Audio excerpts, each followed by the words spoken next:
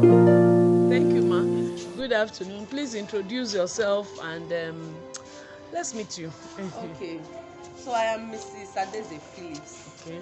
I am a psychologist. Oh, great. Yes, and I've worked with children with developmental disorders.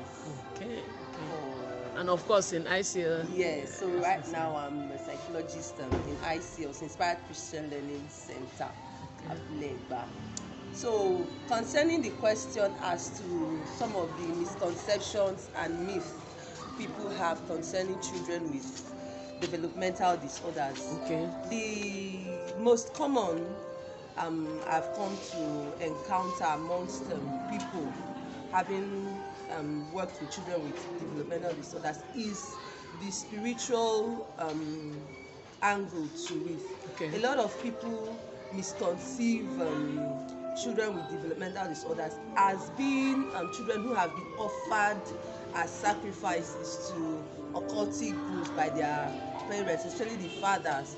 And because of that, such children have now been, subjected to ridicule, discrimination from the society because of this misconception that that they are children that have been offered as sacrifice. And some of them are seen as just trouble sent to the parents to frustrate and agonize the parents. Okay, so in that sense, what should we do as an advocacy group?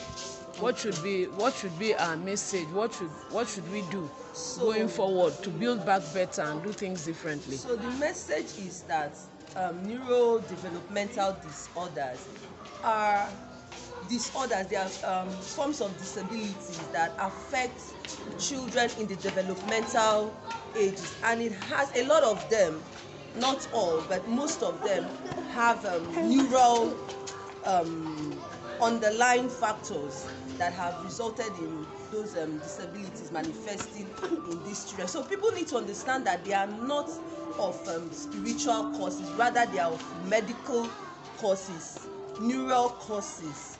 So first and foremost, when a child is observed to be challenged or impaired growing up while developing, even from the point of conception, parents are to understand that these things can happen if care is not taken, especially mothers.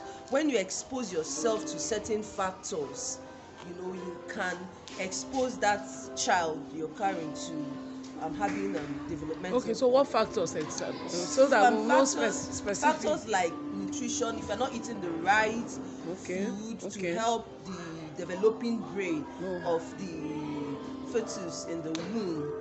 If stress can also, something like autism can be caused by stress during pregnancy.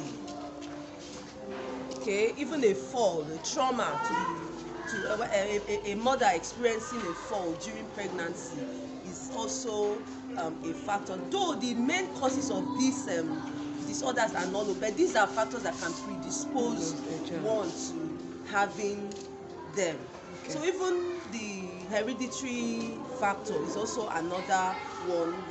When the family line is known to have children with this. So when you consider these factors, then you are able to understand that it is not just a spiritual affair. Then you will be able to take care during pregnancy. Do not expose yourself to radioactive emissions. So anything that can tamper when you have the child and the child. After the child has been Don't born, worry, we are in our environment. Okay. After the child has been born, you also have to take extra care to avoid falls, to avoid trauma to the head, because the brain is still developing at that point. Thank you very much. Okay, so thank you. Yeah, go ahead, ma'am. Going to what we should do when you discover that this child, you've done all you could do and you still had a child with developmental disorder, please, early intervention is the key. Thank you. We don't encourage discrimination. Go for an assessment. Let the child be assessed by real professionals that will be able to understand the child and proffer necessary solution.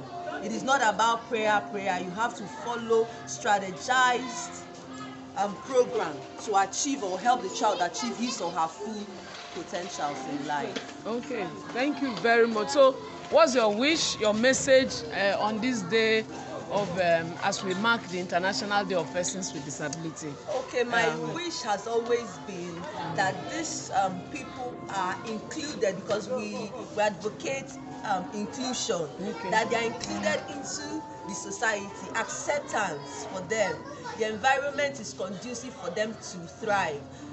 My wish is that discrimination against people living with disability becomes a thing of the past in our society, that every one of them is given the opportunity and the chance, the enabling environment to function maximally. Okay, thank you very much, ma. Thank you. Thank you.